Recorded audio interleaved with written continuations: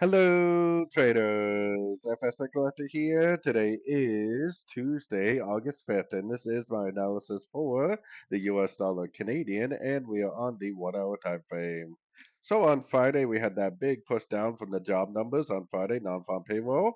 I think that even if this move does end up being a crutch into this move up, we should at least get like an A, B, C, and then likely bounce off a Fibonacci retracement of this whole move up.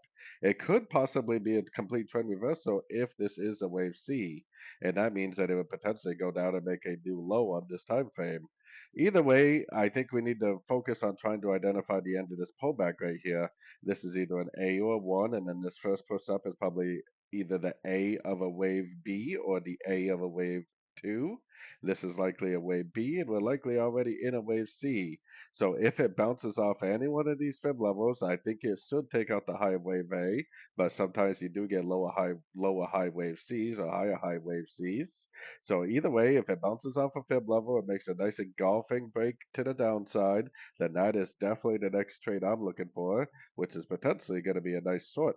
Now it could push up to one of these much higher fib levels, and if you are a scalper, you probably should be looking for logs until you get a break of structure to the downside at a Fibonacci level.